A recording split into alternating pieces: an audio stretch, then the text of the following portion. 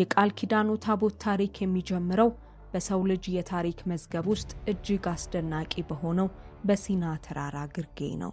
እስራኤላውያን ከግብጽ ባርነት በታላቅ ክንድ ወጥተው በቀይ ባህር በኩል በተአምር ተሻግረው በምድረ በዳ ጉዟቸው ላይ ሳሉ እግዚአብሔር ከሕዝቡ ጋር የሚገናኝበትን ቅዱስ ስፍራ እንዲያዘጋጁ ለሙሴ መመሪያ ሰጠው።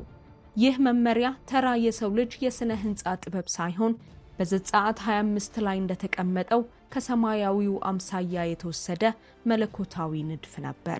በመካከላቸው አድር ዘንድ መቅደስ ይስሩልኝ የሚለው ቃል የታቦቱ መኖር ዋና ዓላማ የእግዚአብሔር መገኘት በምድር ላይ ማረፊያ እንዲኖረው መሆኑን ያሳያል። ታቦቱ የተሰራው በምድረ በዳ ከሚበቅልና ለማንኛውም ብልሽት የማይሸነፍ ከሚባል ግራር ከተባለ እንጨት ነበር። ይህ እንጨት በውስጥም በውጭም እጅግ በጠራና በከበረ ወርቅ ተለብጧል። ይህም በውስጡ ታላቅ ምስጢርን የያዘ ነው። እንጨቱ የሰውን ልጅ ደካማነትና ምድራዊነት ሲያመለክት፣ ወርቁ ደግሞ መለኮታዊ ክብሩንና ቅድስናውን ይገልጻል። ታቦቱ ርዝመቱ 2 ክንድ ተኩል፣ ወርዱና ከፍታው ደግሞ 1 ክንድ ተኩል ሆኖ 4 የወርቅ ቀለበቶችና መሸከሚያ ዘንጎች ነበሩት። እነዚህ ዘንጎች ከታቦቱ ፈጽሞ እንዳይወጡ መታዘዙ የእግዚአብሔር መገኘት ዘላቂና ተንቀሳቃሽ መሆኑን ሕዝቡ በሄደበት ሁሉ እርሱ አብሯቸው እንደሚጓዝ የሚያሳይ ትልቅ ምልክት ነበር። ከታቦቱ ግንባታ በላይ እጅግ የሚያስደንቀውና የታሪኩ ማዕከል የሆነው ክፍል የስርየት መክደኛው ነው። ይህ መክደኛ ከእንጨት ሳይሆን ሙሉ በሙሉ ከጠራ ወርቅ ተቀጥቅጦ የተሰራ ሲሆን በላዩ ላይ ክንፎቻቸውን ወደ ላይ የዘረጉና ፊታቸውን ወደ መክደኛው ያዞሩ 2 የኪሩቤል ምስሎች ነበሩት። ይህ ስፍራ የምህረት ወንበር ተብሎ ይጠራል።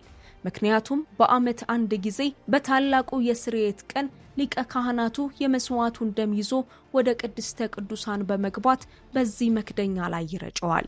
በታቦቱ ውስጥ ያሉት 10ቱ ትእዛዛት የሰው ልጅ ኃጢአተኝነትና ሕግን መተላለፍ ሲመሰክሩ፣ በላዩ ላይ የሚረጨው ደም ግን የእግዚአብሔር ምሕረት ከሕጉ በላይ መሆኑንና የሰውን በደል በደም ማስተሰሪያነት እንደሚሸፍን ያሳያል።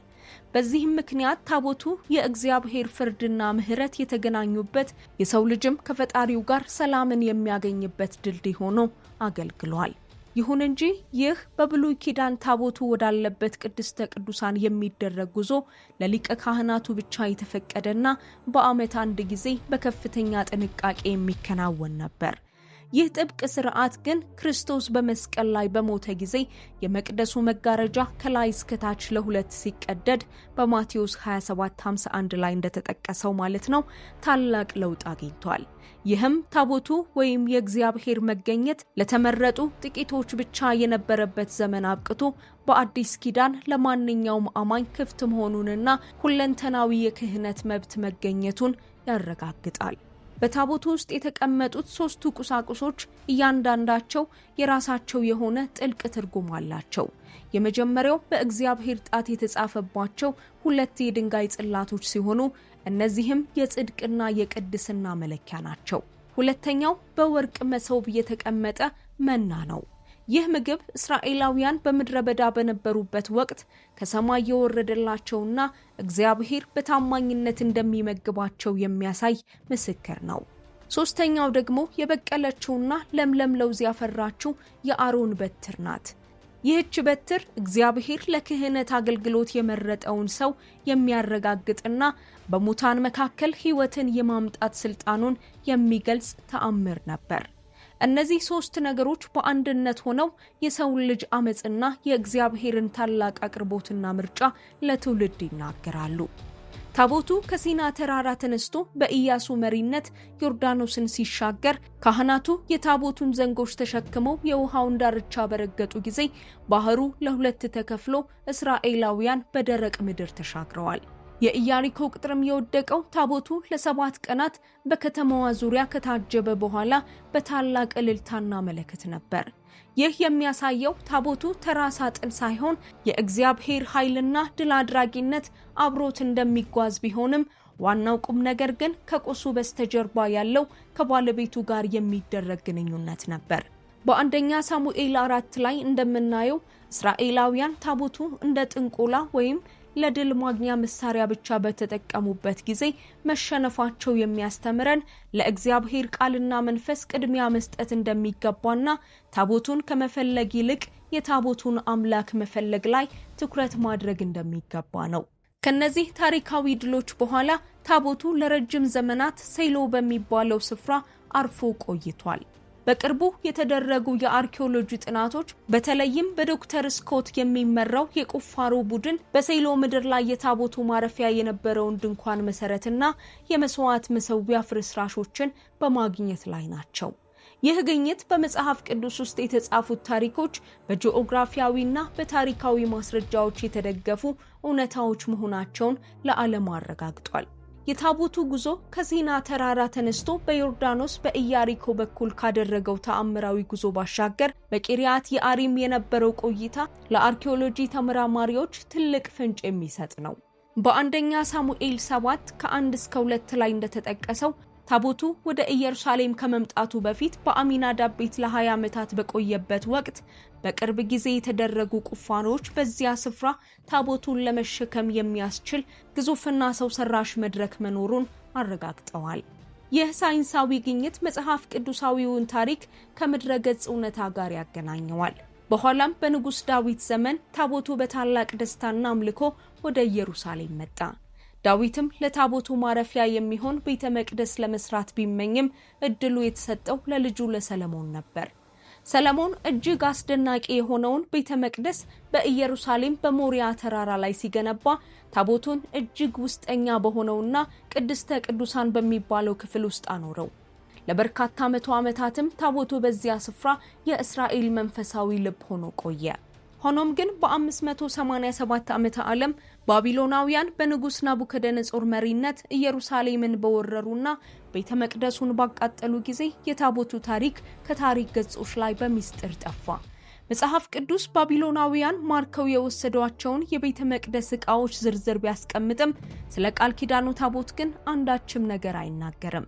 ይህ ዝምታ ታቦቱ ሳይማረክ በፊት በታማኝ ካህናት ተደብቆ እንደነበር የሚጠቁም ነው። በተለይም የታቦቱ መሰወር ከንጉሥ ኢዮስያስ ዘመን ጋር ይያያዛል። በሁለተኛ ዜና 35:3 ላይ ንጉሡ ካህናቱን ቅዱሱን ታቦት በሰለሞን ቤት ውስጥ አኑሩት፣ ከእንግዲህ በትከሻችሁ አትሸከሙት ብሎ ማዘዙ ባቢሎናውያን ከመምጣታቸው በፊት ታቦቱ ለጥገና ወይም ለደህንነት ሲባል ከቦታው ተንቀሳቅሶ እንደነበርና ካህናቱም በሚስጥር ይዘውት ሊሆን እንደሚችል ፍንጭ ይሰጣል። ይህ ንጉሳዊ ትዕዛዝ ታቦቱ በባቢሎናውያን እጅ ለምን እንዳልወደቀ ለሚጠይቁ ተመራማሪዎች ትልቅ ምላሽ ነው። ከዚህ በኋላ ነው ታቦቱ የት ደረሰ የሚሉ በርካታ መላምቶችና ፍለጋዎች የተነሱት። በ1952 በሙት ባህር አቅራቢያ በተገኘውና የመዳብ ጥቅል በሚባለው ጥንታዊ ሰነድ ላይ የሰለሞን ቤተ መቅደስ ሀብቶች በ64 የተለያዩ ቦታዎች እንደተደበቁ የሚገልጽ መመሪያ ተገኝቷል። እንደ ጄምስ ባርፊልድ ያሉ ተመራማሪዎች እነዚህን መመሪያዎች ተከትለው በቁምራን አካባቢ በሚገኙ ዋሻዎች ውስጥ ታቦቱ ሊኖር እንደሚችል በሳይንሳዊ መሳሪያዎች የታገዘ ጥናት እያደረጉ ይገኛሉ። በሌላ በኩል ደግሞ ታቦቱ በነቢዩ ኤርሚያስ አማካኝነት ተወስዶ በናባው ተራራ ዋሻ ውስጥ እንደተደበቀ ወይም ደግሞ በኢየሩሳሌም ቤተ መቅደስ ተራራ ስር በሚገኙ ሚስጥራዊ ዋሻዎች ውስጥ እስካሁን እንዳለ የሚያምኑ ብዙዎች ናቸው። የኢትዮጵያ ኦርቶዶክስ ተዋሕዶ ቤተክርስቲያን ደግሞ ታቦቱ በቀዳማዊ ሚኒሊክ አማካኝነት ወደ አክሱም እንደመጣና በአሁኑ ወቅት በአክሱም ጽዮን ማርያም እንደሚገኝ በጽኑ ታምናለች። ይህንን የታሪክ እይታ በአክብሮት ብንመለከተውም እንደ መጽሐፍ ቅዱስ እውነታና ዓላማ ግን ታቦቱ በአክሱም ይኖርም አይኖርም ከደህንነታችንና ከእግዚአብሔር ጋር ካለን ግንኙነት አንጻር ወሳኝ ወይንም አስፈላጊ ሆኖ አይገኝም። ምክንያቱም እውነተኛው ታቦት በክርስቶስ ተተክቷል። ነገር ግን ታቦቱን እንደ ታሪካዊ ቅርስ ብቻ ከመፈለግ ይልቅ ወደሚያመለክተው ታላቅ እውነት መመልከት እጅግ አስፈላጊ ነው። መጽሐፍ ቅዱስ በዕብራውያን 9 ላይ እንደሚነግረን ምድራዊው መቅደስና በውስጡ የነበሩት ዕቃዎች ሁሉ የሰማያዊ ነገር ጥላና አምሳያ ናቸው። ታቦቱ ከእንጨትና ከወርቅ የተሰራና በደም የሚረጭ ቢሆንም ፍጻሜው ግን በክርስቶስ ኢየሱስ የተገለጠው እውነት ነው። እርሱ ፍጹም ሰው ግራርና እንጨትና ፍጹም አምላክ ወርቅ ሆኖ በመካከላችን አደረ። በብሉይ ኪዳን እግዚአብሔር በታቦቱ ላይ ያድር ነበር። በአዲሱ ኪዳን ግን በአንደኛ ቆሮንቶስ 6:19 እንደተገለጸው አማኙ ራሱ የእግዚአብሔር ቤተ መቅደስ ሆኗል። ታቦቱ ድንጋይ ላይ የተጻፈ ሕግ ይዞ ነበር። አሁን ግን መንፈስ ቅዱስ ሕጉን በልባችን ጽፎታል። ይህ ተንቀሳቃሽ ታቦት የመሆን በረከት የእያንዳንዱ ክርስቲያን ማንነት ነው። በታቦቱ ላይ ይረጭ የነበረው የእንስሳት ደም ኃጢአትን ለጊዜው ይሸፍን ነበር። ክርስቶስ ግን በራሱ ደም ወደ እውነተኛይቱ ሰማያዊ መቅደስ አንድ ጊዜ በመግባት የዘላለምን ቤዛነት አስገኝቶልናል። አሁን እግዚአብሔር የሚኖረው በሰው እጅ በተሰራ ሳጥን ውስጥ ሳይሆን በእምነት በሚቀበሉት ሰዎች ልብ ውስጥ በመንፈስ ቅዱስ አማካኝነት ነው። የነቢዩ ኤርሚያስ ዝምታና በኤርሚያስ 3:16 ላይ የተነገረው ትንቢት ታቦቱ ከምድራዊ እይታ ተሰውሮ በመንፈሳዊ መገኘት እንደሚተካ አስቀድሞ የሚጠቁም ነበር። በበዛችሁም ጊዜ በምድርም ላይ በረባችሁ ጊዜ ይላል እግዚአብሔር። በዚያ ዘመን የእግዚአብሔር የቃል ኪዳኑ ታቦት ብለው ከእንግዲህ ወዲህ አይጠሩም፣ ልብ አያደርጉትም፣ አያስቡትም፣ አይሹትምም፣ ከእንግዲህ ወዲህም አይደረግም የሚለው ቃል ታቦቱ በስጋዊ አይን ከሚታይበት ደረጃ አልፎ በክርስቶስ አማካኝነት በእያንዳንዱ አማኝ ልብ ውስጥ ወደሚኖርበት አዲስ ኪዳን መሸጋገሩን ያሳያል። ሳይንሳዊው ዓለም በራዳርና በተራቀቀ መሳሪያዎች በኢየሩሳሌም ቤተ መቅደስ ተራራ ስርና በሙት ባህር ዋሻዎች ውስጥ ፈለጋውን ቢቀጥልም የታቦቱ አለመገኘት ግን መጽሐፍ ቅዱሳዊውን በራእይ 11:19 ላይ ታቦቱ በሰማያዊው መቅደስ ታየ ከሚለው ምስጢር ጋር ይገጥማል። እንደ መጽሐፍ ቅዱስ እውነታ የታቦቱ ትልቅ ምስጢርና ለዛሬው ትውልድ ያለው መልእክት የሚገኘው በዮሐንስ ወንጌል 1:14 ላይ ነው። ቃልም ሥጋ ሆነ ጸጋንና እውነትንም ተሞልቶ በእኛ አደረ በሚለው ቃል ውስጥ ነው። እዚህ ጋር አደረ የሚለው የግሪክ ቃል ቀጥተኛ ትርጉሙ ድንኳኑን በእኛ መካከል ተከለ ማለት ሲሆን ይህም ክርስቶስ ራሱ ተንቀሳቃሹና ዘላለማዊው የእግዚአብሔር ታቦት መሆኑን ያበስረናል። በሁለተኛ ሳሙኤል 6:7 ላይ እንደተጻፈው በጥንት ዘመን ታቦቱን መንካት ሞትን ያመጣ እንደነበር ሁሉ በዕብራውያን 4:16 ላይ እንደተገለጸው ዛሬ ግን በክርስቶስ በኩል ወደ ጸጋው ዙፋን በድፍረት እንድንቀርብ ተፈቅዶልናል። የታቦቱ መጥፋት እግዚአብሔር ከኛ መራቁን ሳይሆን መገኘቱ ከአንድ ጠባብ ክፍል ወጥቶ በዓለም ሁሉ እንዲሞላና በእያንዳንዱ አማኝ ማንነት ውስጥ እንዲያድር ያደረገው መለኮታዊ ስልት ነው። የቃል ኪዳኑ ታቦት ታሪክ ፍጻሜውን የሚያገኘው በዮሐንስ ራእይ 11:19 ላይ በተገለጠው አስደናቂ ትርኢት ነው። በሰማይ ያለው የእግዚአብሔር መቅደስ ተከፈተ፣ የቃል ኪዳኑም ታቦት በመቅደሱ ታየ ይላል። ይህ ጥቅስ የሚያረጋግጥልን ታቦቱ ምድራዊ ይዘቱ ቢጠፋም እግዚአብሔር ከሕዝቡ ጋር ለመሆን የገባው ቃል ኪዳን ግን በሰማይ ለዘላለም የጸና መሆኑን ነው። ታቦቱ የያዛቸው መና፣ በትርና ሕግ በክርስቶስ ሕይወት ሰጭነት፣ ስልጣንና ጽድቅ ተተክተዋል። ስለዚህ የአርኪኦሎጂ ቁፋሮዎች ታሪካዊ እውነታውን ቢያረጋግጡልንም ትልቁ ግኝት ግን በእያንዳንዱ አማኝ ልብ ውስጥ የሚያድረው የእግዚአብሔር መንፈስ ነው። ታቦቱ የጠፋው እንድንረሳው ሳይሆን ከሚታየው ነገር ወጥተን በማይታየውና በዘላለማዊው የእግዚአብሔር ክብር ላይ እንድንደገፍ ነው። ይህ ቪዲዮ የሚያስተምረን እግዚአብሔር በትናንት ታሪክ ውስጥ ብቻ ሳይሆን በዛሬው ሕይወታችን ውስጥ በታማኝነት አብሮን መኖሩ ነው። ታቦቱ የቃል ኪዳን ምልክት እንደነበር ሁሉ ዛሬም በኢየሱስ ክርስቶስ በኩል የተሰጠን አዲሱ ቃል ኪዳን ለሕይወታችን ዋስትናና ተስፋ ነው።